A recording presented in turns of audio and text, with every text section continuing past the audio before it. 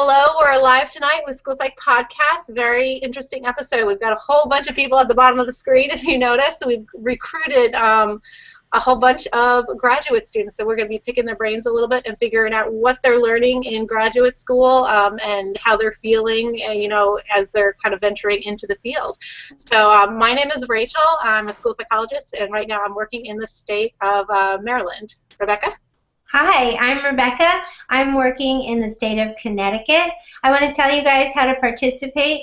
We really hope to get your feedback as well. So as we're asking our graduate students questions, please think back to your graduate school experience and answer right along with them. You can post your answers in comments under the last post on the Facebook pages, School Psyched, Your School Psychologist, or the School Psyched podcast page, or on Twitter using the hashtag PsychedPodcast. I will be searching all of those sites for your questions and comments, thoughts, and ideas. And here's Anna. Hi guys, I'm Anna. I'm a school psych working in New York State. We had a little poll.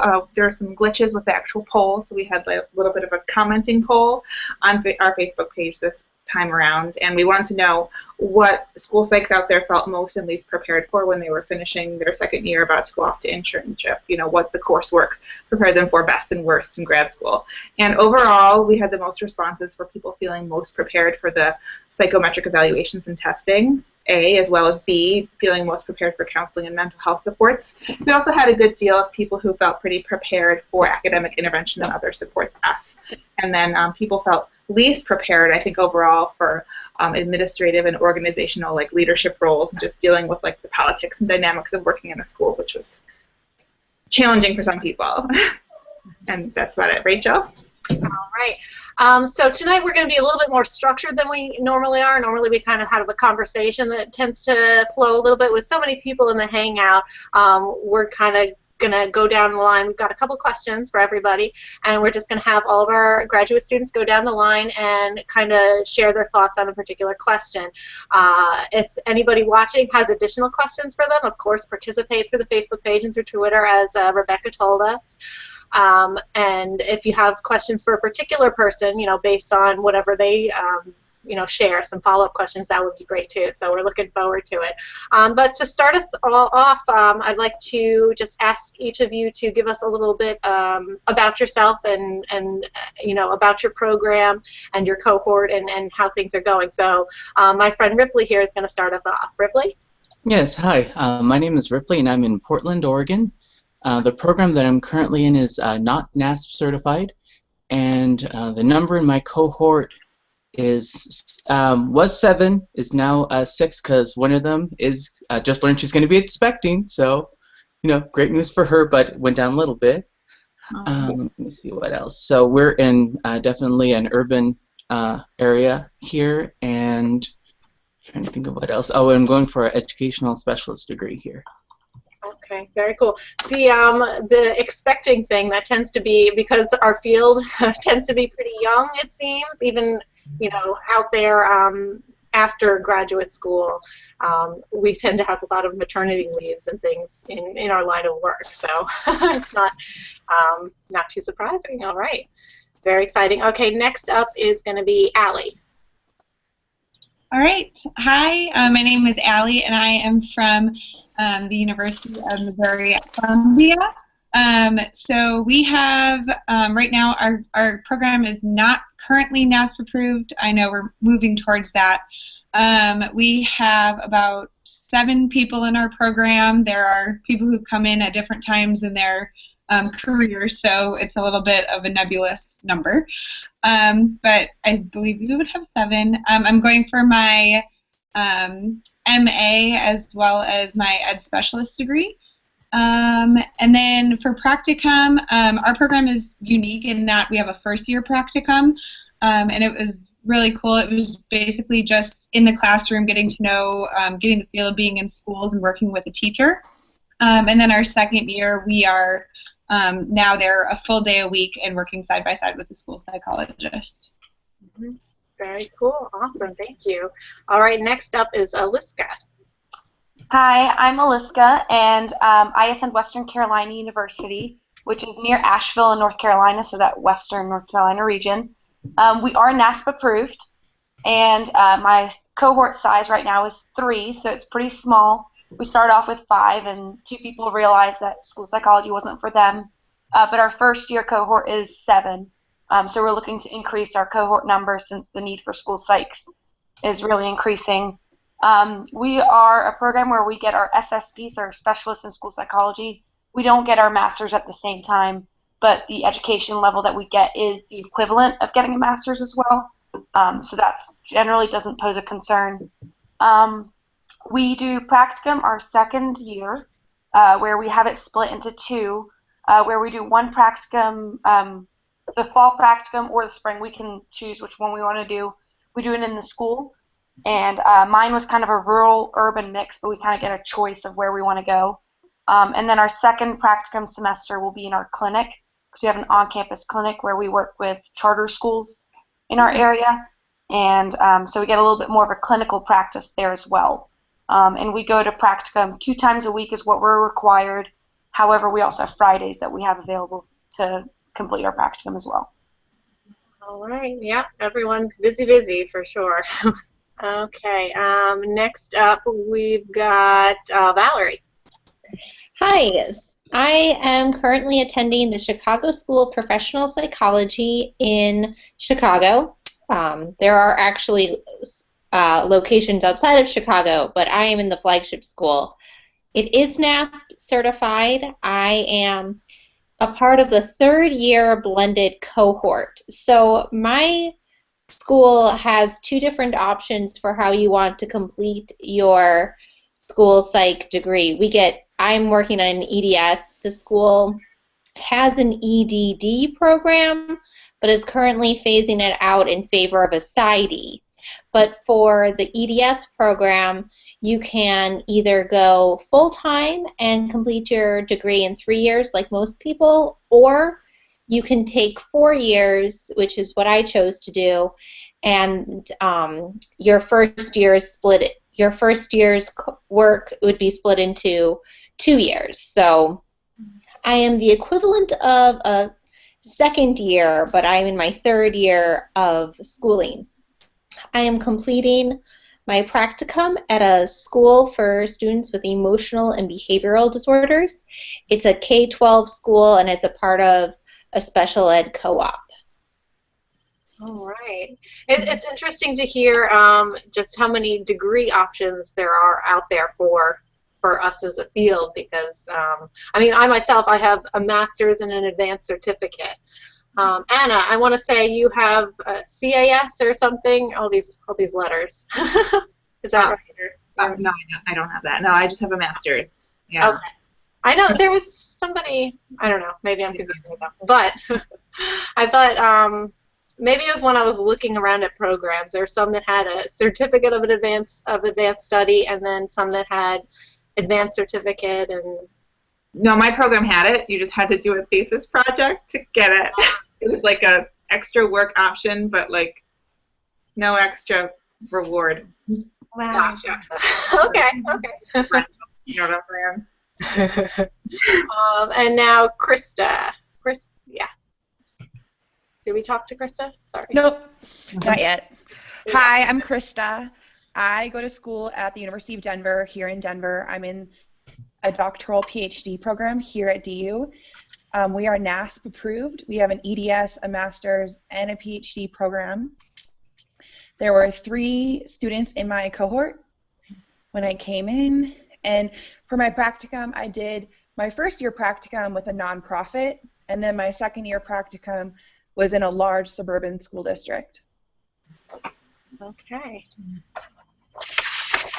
All right, and then we've got a couple questions for everybody.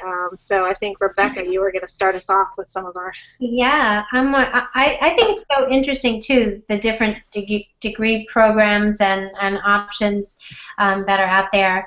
I'm wondering, within your different programs, what is the focus? What is the testing, the assessment focus that you're learning? Are you focusing on certain types of assessments, certain kinds? Do you have a broad range? And how do you practice? Do you practice with each other like we did in my program? We IQ tested ourselves out the wazoo for a couple of semesters. Do you do that, or do you actually get volunteers? How does it work? And maybe we'll go back to Riplie to start us off. Well, we do the academic, cognitive, and then next semester I'm doing the behavioral and personality. Mm-hmm. We were encouraged to work with children, but I had moved 5 times during the semester, basically. So I had to just pay a family friend who was a 14-year-old girl. I gave her $20. I'm like, go ahead and give me an hour of your time so I can test you. So That's great. That was pretty hard. That's great. And do you also learn now the online versions of different assessment batteries? No, we haven't gotten to that yet. Okay. I forget who is second in order. How about anybody else? Allie. Yeah. Allie. Allie, go ahead. So we have 3 separate classes for assessments. We have our behavioral, which also is included the social emotional. We had the cognitive, so IQ, and then we also had the academic assessments.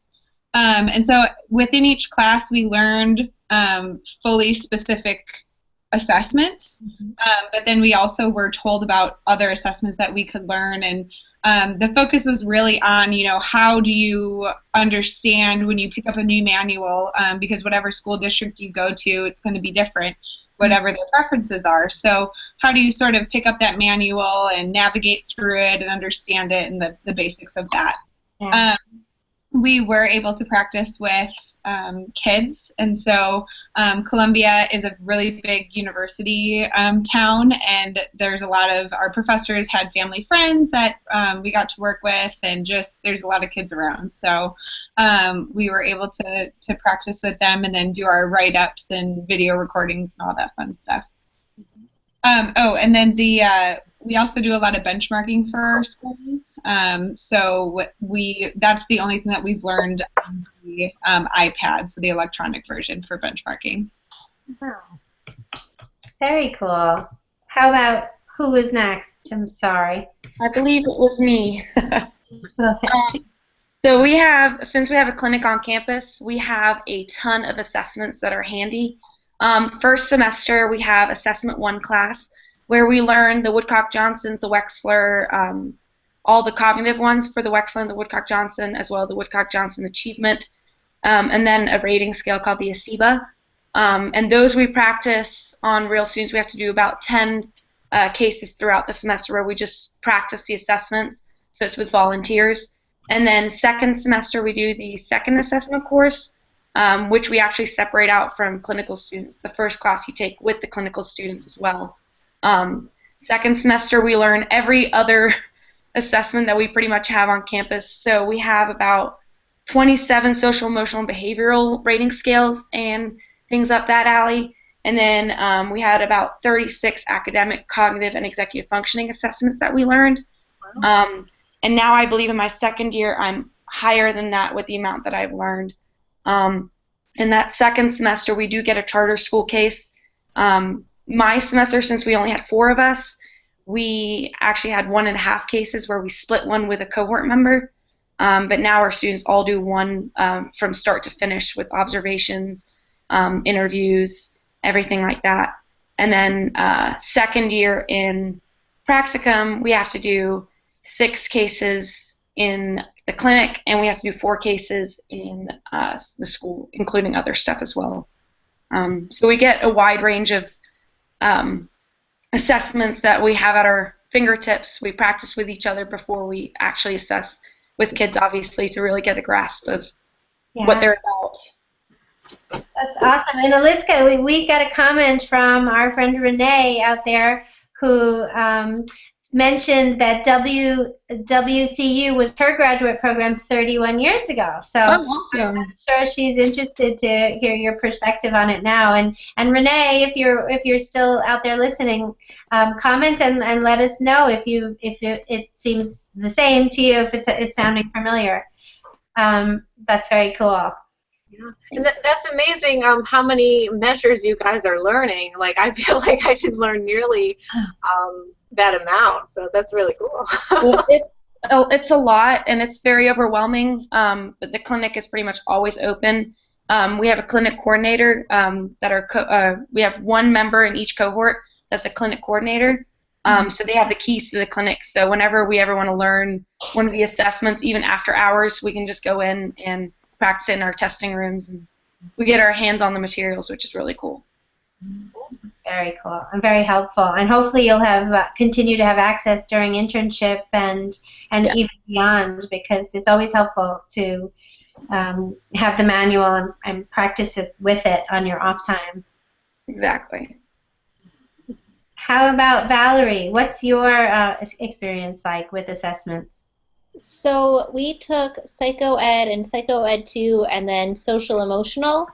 And Psycho Ed the first one was just your IQ tests. We learned the WISC and the WIAT.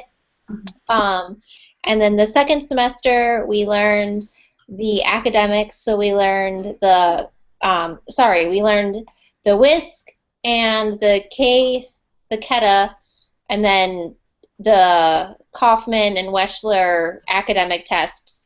We also actually, I forgot to mention it, we took a infant to preschool assessment course, and we were exposed to the 6 major infant to preschool assessments and then had to administer one of them.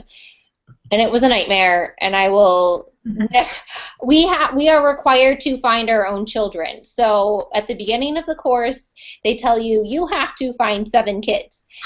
And we have to go out into the world and find these 7 children, and it's a nightmare.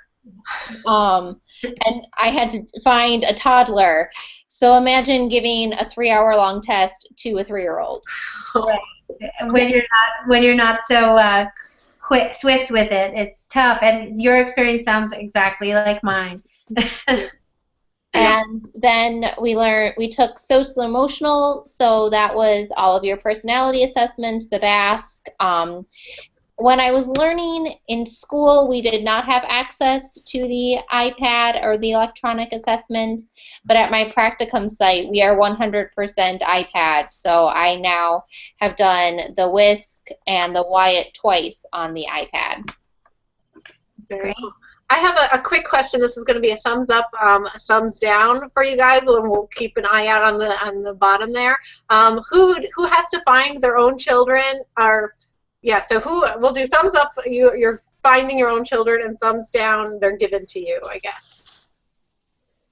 Okay, then we got like an in between. Most of us, okay, are finding our own children. Allie, you want to tell us what that in between means?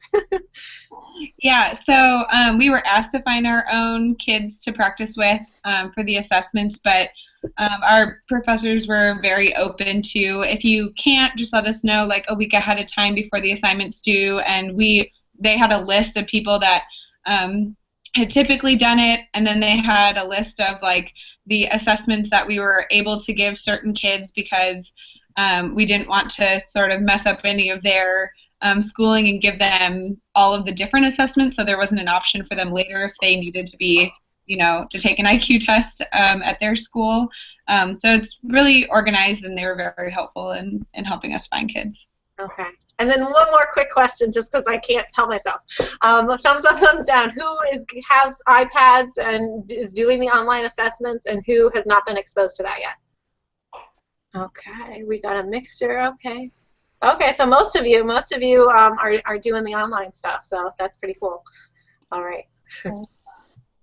I think we have left Krista to hear from about your experience with assessments. Did we lose her? No, there she is. I'm just looking at all these people. Hi, am I here? Yes. Yeah. Okay. Sorry.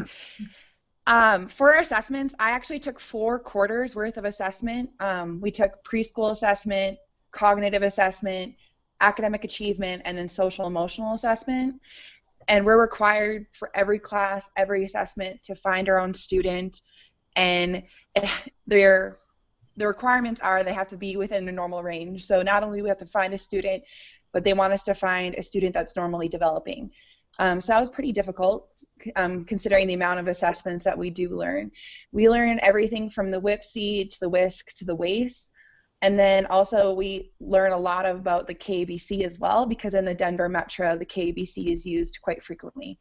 And then for social emotional, we learn anything and everything, and then we use the iPads a lot in our districts. So I got the iPad and the internet experience from my district and my practicum experience, so going to a training on how to do it and then seeing it done in person as well at my practicum. Okay. Interesting. I have a quick follow-up question for all of you guys, maybe a thumbs up, thumbs down. Are you guys learning any social skills assessments or checklists? Thumbs up if yes, thumbs down if no. Interesting. Now, I think that was completely missing, or maybe I just forgot from my program, but something that I really think about a lot currently in my job. So I'm glad to hear you guys are talking about that in school. I love to hear about it too. And like with my program, we had like all these kits, right? But we kind of got to pick and choose which ones we actually gave. Like WISC was required, and we had to be videotaped giving it, and had to be perfect. But like the other ones, you know, like I never gave the Stanford Benet, for example. So it's just so interesting to hear different experiences from you guys. Thanks, that's awesome. I'm going to roll on to the next question. We want to hear about you guys from what your programs teach you about learning disabilities and assessing for learning disabilities, if there's a certain type of tests or, you know, cross-battery assessment or anything that you've been exposed to for learning disabilities, and dyslexia, if dyslexia specifically has been mentioned in your program. We'll start with Allie. Do you mind sharing?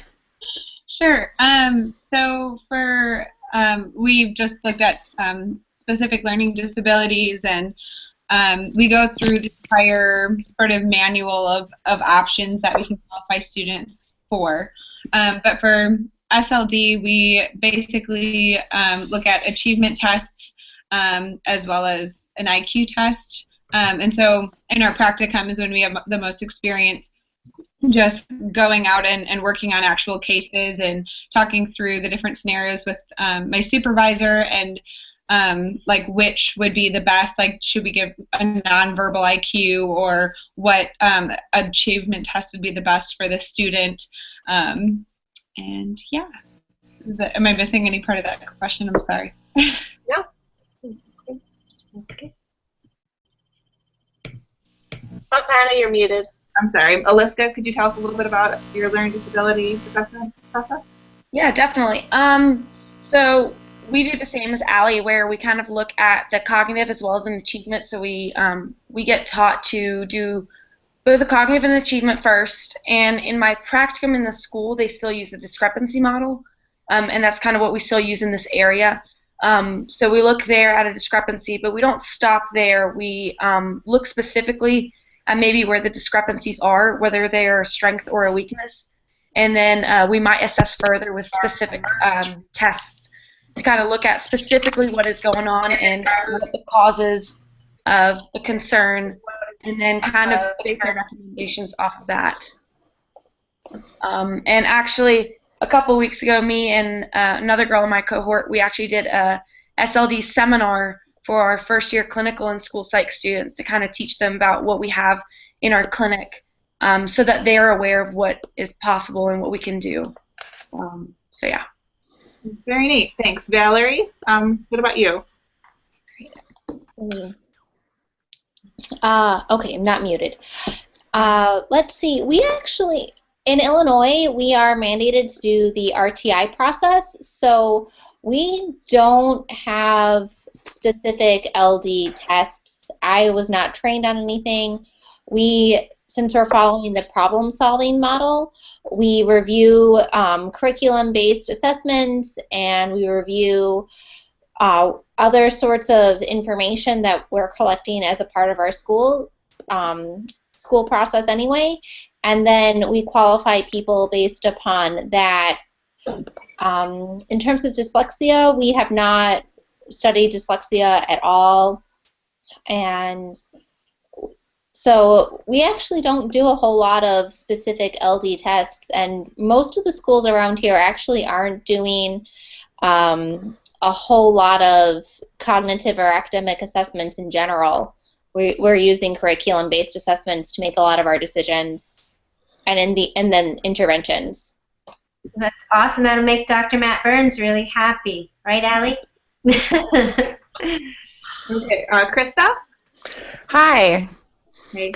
I actually have a different perspective. So I was a special ed teacher for 4 years, so I learned all of that during my master's program.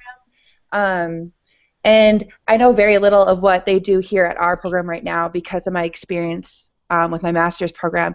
But I do know in Colorado we are mandated MTSS and RTI, so we do very little on discrepancy at all. Whereas my master's program, I learned both RTI and discrepancy, and then I came here and it's strictly MTSS. Mm-hmm. Very cool. Riplie. So we have done some training on that for the specific learning disabilities where we use the cognitive and the academic. The districts here kind of vary because I actually work in a self-contained special ed classroom in a district about 45 miles south, and their model is different than the one that I'm going to be interning at next year. So the one down in Salem, which is where it is, I believe these patterns and strengths and weaknesses, and up here some do RTI, some do patterns, strengths, and weaknesses, some still do the, oh, can you guys hear me okay? Yeah. Some use the discrepancy models still. For dyslexia, we haven't gotten a lot of training, unless that I can remember about it. All right, awesome. Our next question, I think, is going to be kind of a thumbs up, thumbs down, and then we might ask you guys to provide some more elaboration. Does your program cover anything about gifted assessment? I know that on my end, I didn't learn anything about it, really, and I've never really been exposed to it anywhere that I've worked, but I do know that some sites do that. So let me see those thumbs. Sorry. Okay, so we've got some mixtures, mostly not. So it looks like, Krista, you have learned about gifted assessment. What can you tell us about what your program has been telling you guys? So we have a special preschool through 8th grade that's affiliated with our university for students who are gifted and twice exceptional. And so we do quite a few of their cognitive assessments in our teaching clinic. Okay, very cool. Was there anybody else that had a thumbs up? I didn't think so, right? Okay, so that's maybe something that we're not maybe covering so much in our programs. Very interesting. So I'm not alone in that. All right. Rebecca, did you want to handle our next question? Yeah, and I think we have actually an interesting thought and question from Aliska. We're wondering how many of you guys are in full-time programs. Thumbs up if you're full-time, and thumbs down if you're part-time or distance learning or anything like that. So most people, and Ripley just scooted out because of his a little sound issue, but he'll be back and we can ask him. That's interesting. All right, so our next question is similar to the question on how do you find volunteers for practicing the assessments. How do you establish your internship placements in your program? Do you get a lot of guidance? Is there a lot of help? Maybe we'll just go down the line here and start with Allie. How will you establish your internship, Allie? I'm not quite sure because I won't be going on internship next year. I have one more year, but I know that my cohort mates who are going on internship next year have gotten a lot of support. Our program director is always sending us emails about internships and job opportunities that we're not even quite qualified for yet, some of us. So it's just like always looking towards the future and always, they're very supportive, yeah. Do you have an idea yet if in Missouri paid internships are standard or normal? They are. Yes. Mm-hmm. Oh, okay. That's awesome because in New York and Connecticut, as far as I've ever heard, that is not the norm. How about Aliska? How is your internship placement set up? So we get a lot of guidance from our professors. I feel really lucky with the professors that we do have because it's an open door policy. They probably don't like that anymore because my cohort, we go by every time. But yeah, we get the same thing as Allie where we get emails from our program director about everything. We have a lot of communication with our community. We actually bring some of our school psychs from the community in to our school and kind of open that communication of what they need and what they want us to do and how they want us to be trained. And then at our state association, me and some of our my cohort members walked around and talked to people there. So we had a lot of communication that way. And same as in Missouri, it's paid internship. So we get time off generally if we have to go for an interview or something for internship. Our professors are very lenient and let us go during school time, class time. So all three of us now have an internship lined up for next year with the help of our program director and our professors. That's awesome. Did you have to go through a bunch of interviews for that? Was it, yeah? Yeah. I did 2 in-person interviews and I did 1 actually on FaceTime. So that was different. Very cool. Krista, how are your internships set up? Very different. So in the Denver metro area, it's very competitive because we'll often have 50 interns going out on 1 year between University of Denver, University of Colorado Denver, and University of Northern Colorado. So it's highly competitive, and there are multiple steps, and you're applying for a job. I do have an internship for next year, and it took 8 interviews and full applications, letters of recommendation, cover letters, the whole shebang. And it's pretty competitive. So, and especially for doctoral students, because we have to have doctoral supervision. We need to have preferably somebody with a DORA license supervising us. So there's all these added unique pieces that separates us out and leaves us with only a couple options of where to intern. And all of our internships, or all of our interns that are going out next year are going to be on paid internships. So that's expected, a paid internship. And then, yeah, it's interesting because we have to compete against 2 other universities at the same time. So it leads to a lot of pressure. We have a decision day. So there's a day that the Denver metro schools are allowed to extend offers, and they can't do anything before that for extending offers. They're allowed to interview and go through the whole application process, but no hinting, nothing before that day. So then that day was actually this past Monday. So it's been a stressful couple weeks. Oh, wow. I'm impressed that you're here with us and you're so together. And I'm wondering, Krista, in the Denver metro area, are most school psychologists working in schools at the doctoral level, do you know? Or are you competing also with master's level people that are looking for internship placement? It's all about the supervision. So if they only have 1 doctoral level supervisor, then there's only be 1 internship spot.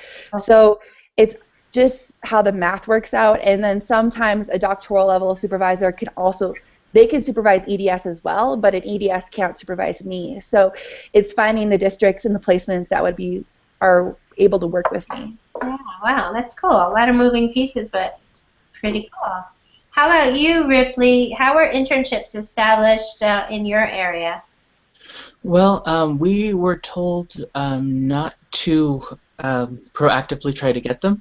So what we did is we had a little mini workshop in our practicum class, and they basically on a whiteboard wrote all the school districts, and they're like, okay, go ahead and pick 6, and we'll go ahead and try to get in contact with them. Actually, no, I think it was 4, but then I was like, let's add more because sometimes they can take a little bit longer.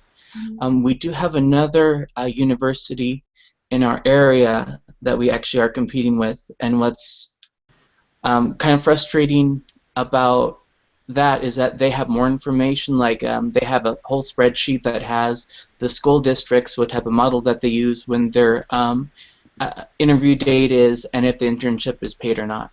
We don't get that information. We submit it through for a specific school district, and then later we find out if it's paid or not. I've been told it's about 50% paid, unpaid. Wow, very interesting. Valerie, how about you? How are internships set up in your area?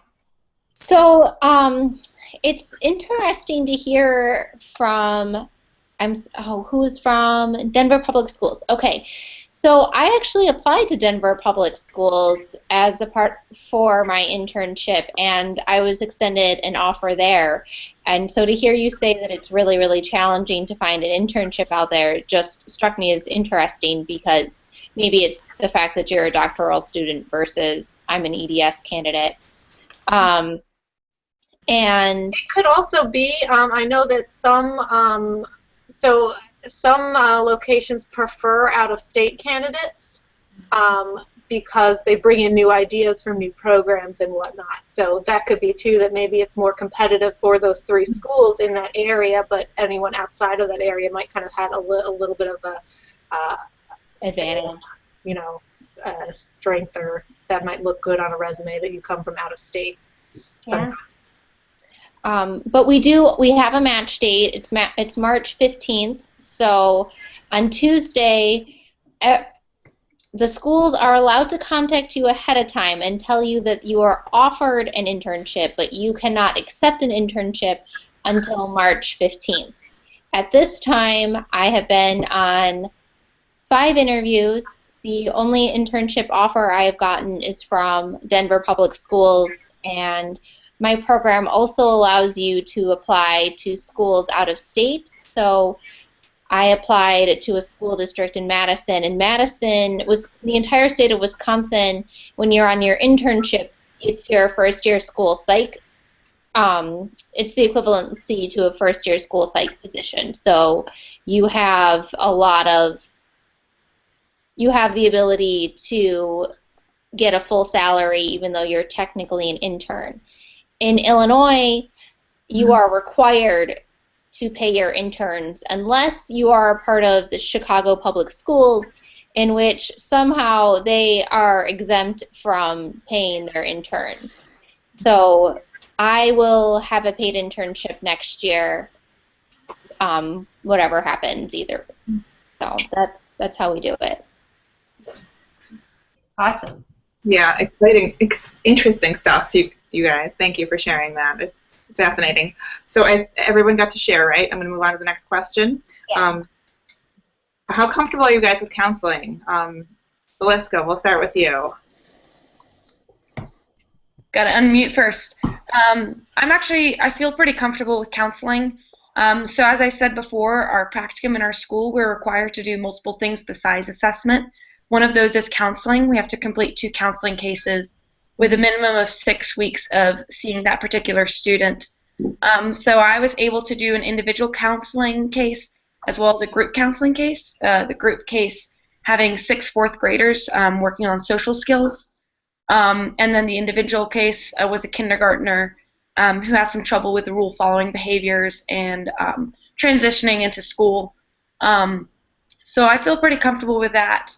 In internship, we're also required to complete, I believe it's still 2 cases for counseling as well. So we cover that pretty heavily. Valerie, how about you? How comfortable are you with counseling? Extremely comfortable. It is one of my very first classes was diagnostic interviewing, and that was our intro to counseling class. We have group and individual processing this semester, this upcoming semester. At my practicum, I teach 3 levels of social emotional learning every day. So I teach kindergarten, 1st grade, 5th, 6th graders, and a high school homeroom class. And I'm also doing an individual case study with individual counseling with a kid who, I mean, he's a mess. He's wonderful, but his home life is a mess. Oh. Okay, awesome. Krista, what about you? I have quite a bit of experience because my graduate assistantship is as a counselor at the post-secondary level. So I currently work with undergrads with emotional disabilities that go to school at DU. So I get a lot of experience through that, but I also know our program has 2 separate counseling classes, one individual and one group, and that everyone is required to do 2 separate cases, a group, and then also an individual case for over 6 weeks. Very neat. That must be really fascinating. Riplie, how comfortable are you with counseling?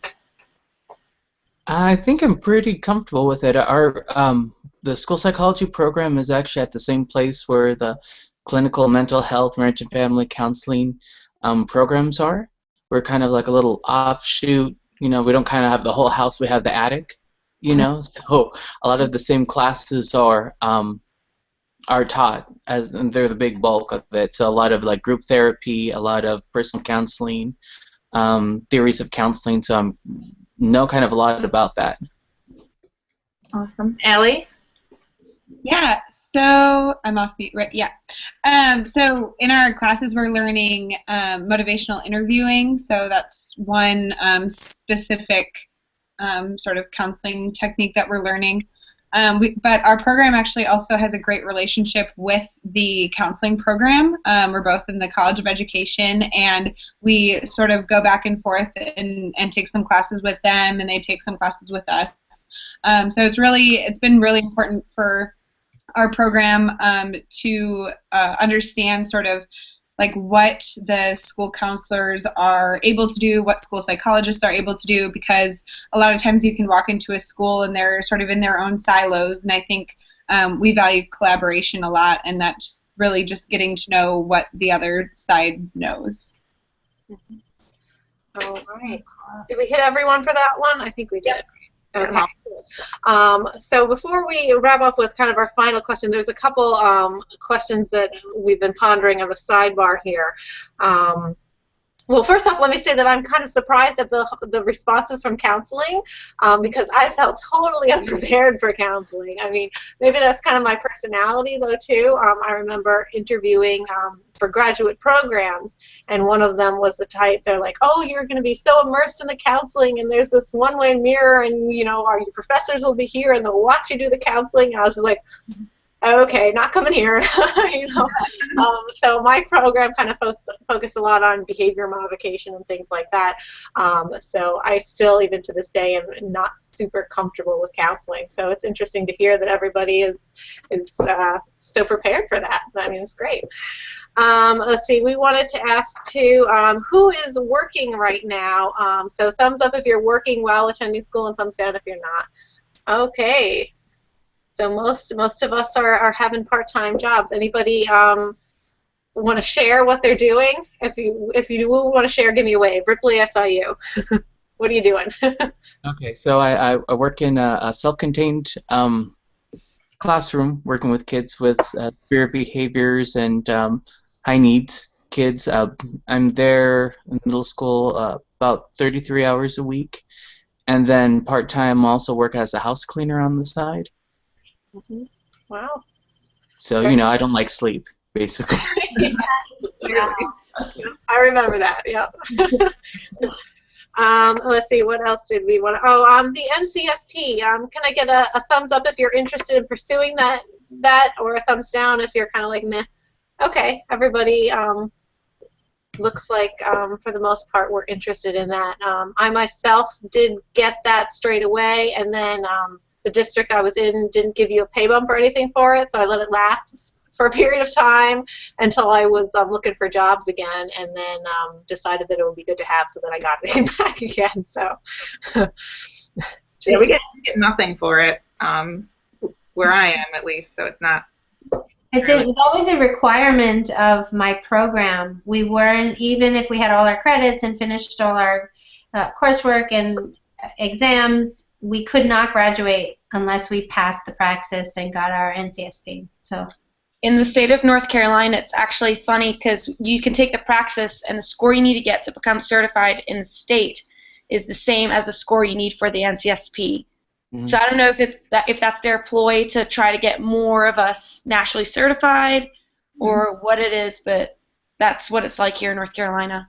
There's, in where I'm at, in some of the districts, they will pay you that, like, the extra stipend for being certified. And where I'm actually doing my practicum, they've recently done a switch where they're actually prefer to hire candidates who actually have that, and they might be switching to just hiring candidates who only have that. So it kind of depends. All right, I think we've got one kind of final question. So if anybody watching does have a question for any of our lovely guests, you know, type it into Twitter, type it into Facebook, and we'll try and get you in before we close out. But the final question that I think we want everyone to comment is just like, do you feel prepared for internship? What are your thoughts? You know, some of you are going out next year, some of you later. What are you nervous about? What do you feel good about? Just let us know. So I kind of lost track of who we were going to start with. Anna, you're pretty good at keeping track of that. Do you happen to remember? Well, I would say start with Valerie, but she came and she just left and came back, so I'm not sure. Okay, so we'll go to Krista then.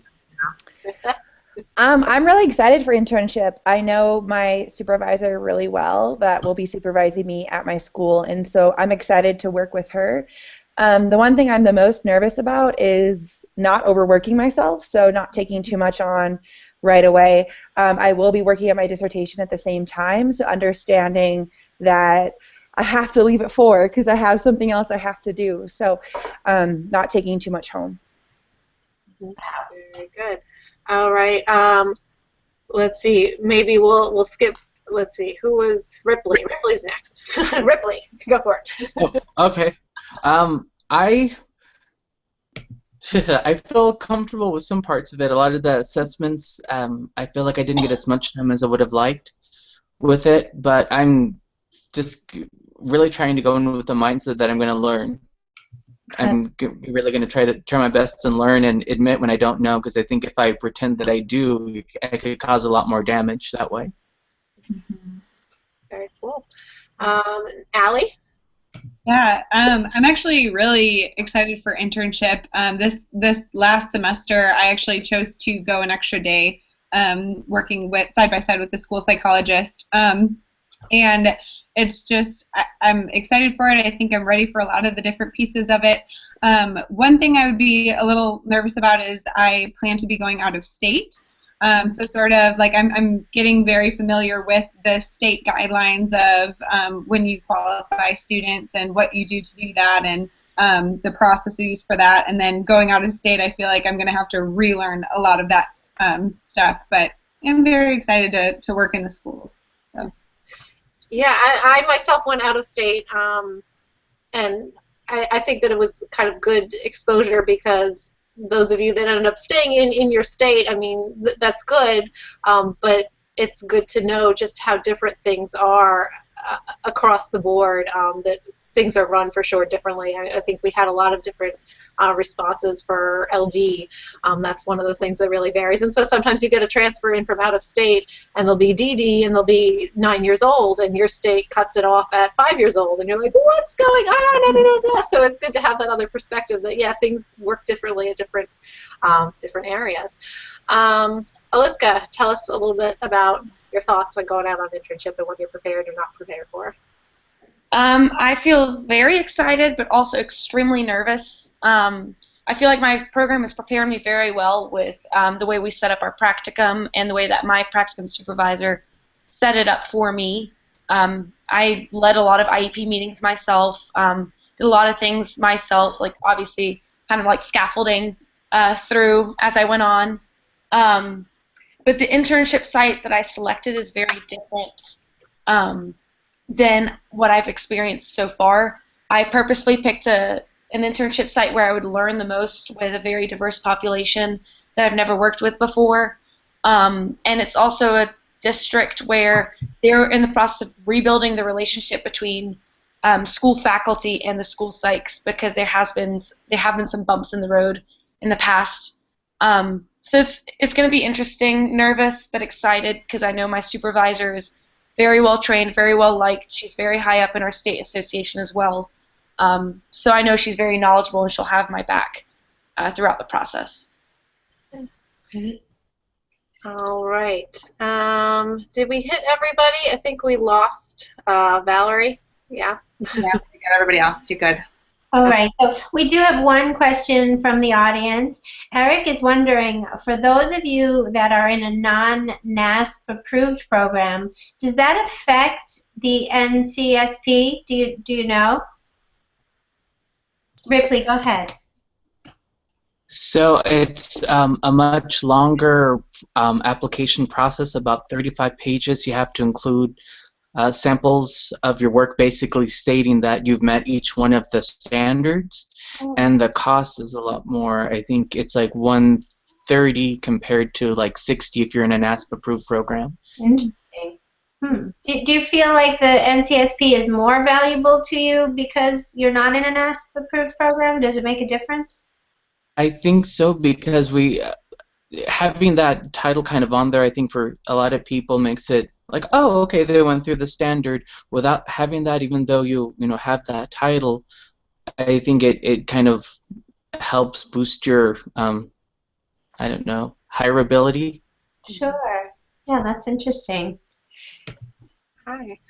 All right, I don't think we have any more questions, but I wanted to thank everybody for joining us. I know that, again, you're all very busy and probably very stressed out and drinking lots of coffee and staying up late and all that fun stuff. So thank you so much for taking the time to talk with us. Let's see. We are going to have another podcast coming up for anybody who wants to tune in, and that would be, let's see, I'm going to look at my calendar. On the 20th, in 2 weeks, the third Sunday of the month. And I'm pretty sure that's our Dr. Lisa DeMore episode, right, Rachel? Or social thinking. Or social thinking. Oh boy, I forget. We have some really awesome guests lined up for the coming weeks, so stay tuned. We'll definitely post and let you guys know, but we have some really cool things coming up. Thank you guys for being awesome guests. You guys rock. And we totally would like to, if we're able to track you guys down again, maybe when you're out on internship, bring some of you guys back to talk about just how that experience has changed and what you think about your program following or in the midst of internship and how you think things are going. So we like to kind of keep in touch if that works. Absolutely. And one last mention, some of you guys are familiar with our Google Drive, our resource drive. If you're not, please check it out. And as you are discovering new things and finding resources that are helpful to you, please add them, and we can all benefit from all the wonderful things that you're learning, and we can all help each other out. Okay. All right. Good night, everybody. Good night, everybody. Bye.